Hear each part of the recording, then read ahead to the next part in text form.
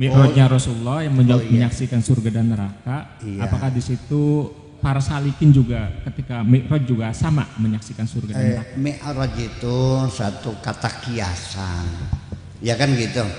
Dulu juga ada orang miskin cukup ke Panguragan saja, itu naik hajinya ke, jangan disalahin dong, betul nggak? Balik-balik metopong putih, bagaimana diwajani apa kaji dalban, ya. Tapi sekarang udah umum sekarang mah. Itu jangan disalahkan. Beliau juga sama untuk membesarkan hati orang yang miskin, nggak ada masalah kok. Nah kata mi'raj itu artinya naik, artinya a'rajan yurju i'rajan, mi'rajun maknanya mif'alun. Mi'raj itu apa sih wazannya? Mif'alun. Mif'alun itu artinya bukan isim alat, itu namanya sigat mubalaghah. Sigat mubalaghah itu dari araja, maknanya naik. Fataha membuka, miftahun itu bukan isim alat, itu namanya sigat mubalaghah. Artinya yang sering dipakai buat membuka, buka lagi bukan, namanya miftah. Juga artinya sering. Nah, makanya orang Islam itu mi'raj ini dalam artian sebagai kata kiasan, bahwa tidak berarti sama seperti mi'raj, bahwa sholat itu ketika mencapai kekhusyuan yang benar-benar khusyuk itu adalah sama dengan mi'rajul mukmin juga. Artinya bahwa kita bisa menghadirkan Tuhan di dalam hati sanubari kita, di dalam sholat itu kita khusyuk sempurna. Tetapi boleh saya menjelaskan nggak sholat khusyuk itu apa? Sholat khusyuk itu orang mengartikannya sholat yang tidak ada gerakan, pikirannya manceleng, bacaannya fasih, mukanya melihat tempat sujud, digigit nyamuk nggak dikukurin, biarin aja sampai khusyuk manceleng sekali. Itu mah namanya tumakninah. Jadi sholat khusyuk itu sebetulnya adalah sholat yang bisa diimplementasikan di luar sholat dengan moral yang sempurna. Makanya qad aflahal mu'minun alladzina fi sholatihim khashi'un walladzina hum li furujihim hafidun walladzina hum al-ahdim wa amanatihim. Apa hubungannya dengan menjaga amanah, perjanjian, setia? Ya itu artinya orang yang sholat khusyuk itu artinya orang yang bisa konsekuen dan konsisten dalam menghadapi kehidupan sehari-hari. Paham bikin? Jadi sholat khusyuk ujungnya sholat tumakninah itu namanya, betul enggak? Sholat khusyuk itu adalah sholat yang bisa diimplementasikan dalam kehidupan sehari-hari. Ya bagaimana sholat khusyuk yang Anda punya janji 1000 nggak ada yang ditepati kok, betul enggak? Mana sholat khusyuk tiap hari main cewek melulu, gimana lagi? Betul enggak?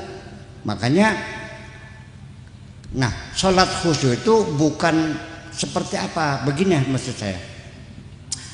Khusyuk dalam artian sosial adalah kita yang bisa mengimplementasikan sholat dalam kehidupan sehari-hari.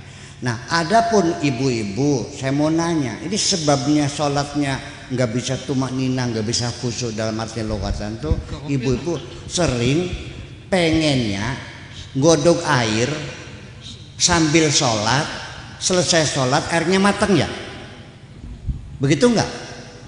Nyalain kompor sholat, peragat sembayang, banyune matang. Ya ternyata dalam sholat pikirannya inget-inget kompor. Betul enggak? Jadi sekarang gitu, ibu-ibu suami pulang dari kantor, suruh makan dulu apa suruh sholat dulu bu? Sholat dulu biar makannya khusyuk ya. Makan dulu supaya sholatnya khusyuk. Begini, Nabi pernah pertandingan siapa yang sholatnya khusyuk. Ternyata ada yang tinggal salamnya saja nggak jadi. Kenapa Rasulullah? Kamu sebelum salam pikiran kamu sudah mikirin mau dapat sorban dari saya. Nah, ternyata yang khusyuk siapa? Sayyidina Ali karramallahu wajhah, salatnya khusyuk dengan sorban. Apa sebabnya? Nabi Sayyidina Ali suatu ketika punggungnya kena panah, waktu akan dicabut oleh dokter, dia kesakitan, tunggu saya wudhu dulu, saya sholat, nanti ketika saya sholat silakan dicabut panahnya.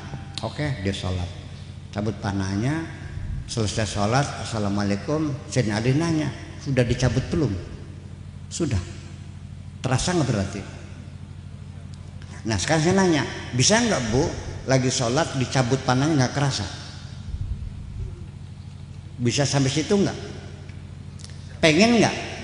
Tak kasih ilmunya nih. Ya, oke. Kalau dicabut panahnya tidak terasa, Sayyidina Ali. Sekarang kalau ibu sholat digigit nyamuk terasa nggak? Udah. Sekarang padu asal digigit nyamuk nggak terasa aja, pengen bisa nggak? Ada ilmunya. Saya dulu pernah khusyuk waktu masih muda, masih mondok di Babakan di sana.